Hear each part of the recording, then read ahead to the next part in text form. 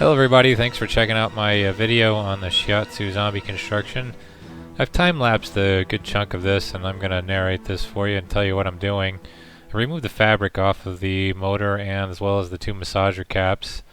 And now I'm just screwing in a piece of PVC and trying to see exactly how this motor works. It was a little different than the last one that I used. But essentially I want to get a piece of PVC that's static here. And this is really just for testing to see what kind of torque this thing has and how well it works. You can see there I lifted the motor up and it had quite a bit of torque. Here I've taken the top off just to let you see what it looks like inside. And I'm redoing a piece of PVC, a shorter one. And I've measured to make sure that it's going to be tight against those fittings that are on top of the motor. Those actually rotate, so what I'm trying to do here is get the PVC snug against that without really breaking the rotation ability there of that. There I've attached a straight through coupler, and this is all 3/4 PVC, and I'm using drywall screws. And basically what I'm doing is I'm doing some measuring here against the prop that I already have that I'm going to be converting over to this as to you know, what I need to do on this motor and height and whatnot. Right here I'm actually measuring for a piece of wood base here.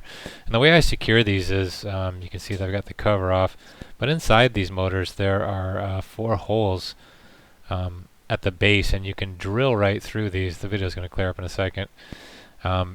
You can drill right through the bottom and screw these things right to a piece of plywood without, or a piece of wood without a lot of nonsense. Fairly simple to do, and now the thing is secure on there. I did have a little trouble with this motor. There was some kind of manufacturing defect near the switch, and I wasn't able to get the top back on without a lot of nonsense, which is what we're looking at here. I eventually had to take my heat gun to it and try to warp the plastic back into position. I don't know if it's because of the strain relief on the cord or if it had been mistreated, I'm not sure, but eventually did get the thing back together. One problem with attaching this to the wooden base is that you're not able to access the screws to screw the thing back together. So what I do is, what I have done, is just throw some zip ties around the handles, and that will secure the case back together. So it works well enough. I haven't had a problem with it out of the other zombie that I constructed. This is only the second one, but I think that's sufficient to secure the thing back together. Here is the that's the old legs from the other zombie, or from the original zombie, and the PVC had actually cracked the coupler there. That's what I was showing. But here I'm taking some measurements for the legs that I'm going to cut as to how high I need this thing. This is actually a wedding dress is going to go over this zombie, so it doesn't really have to be all that pretty underneath, but I kind of need the height correct. So I believe the height on this one was really short. They were 24-inch legs, and the motor plus the wood that I had attached it to was another, I think that was another 9 inches. Can't remember.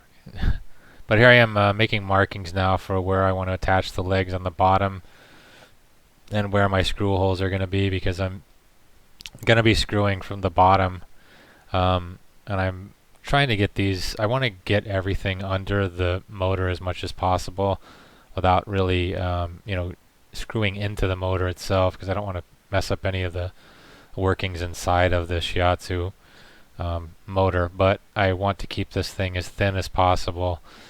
That seems to be the way to do these properly. As thin as you can get them is the best. I mean, honestly, you could even take the motor out of this thing, out of this casing, but I think it probably provides at least some semblance of protection from the elements. As to how good it is, I'm sure it's not very, but it's better than nothing. So here I'm just marking off where the 2x4s are going to connect. That'll be the legs.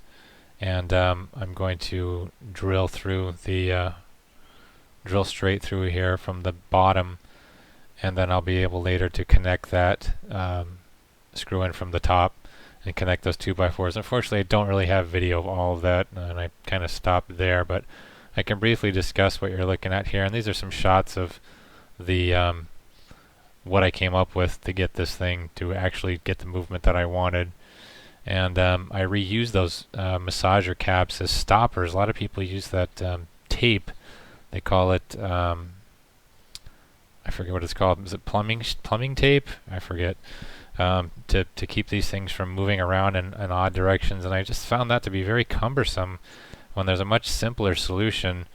And here I'm going to slow down the video a little bit and you'll be able to see what I came up with.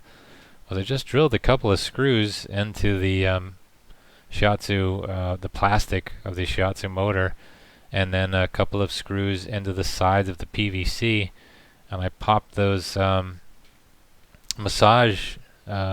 chunks of rubber that are the massage, I don't know, balls, for lack of a better term, and that makes it very quiet and provides a stop against, you know, the thing from rotating around in circles. So it gives you exactly the movement that you want.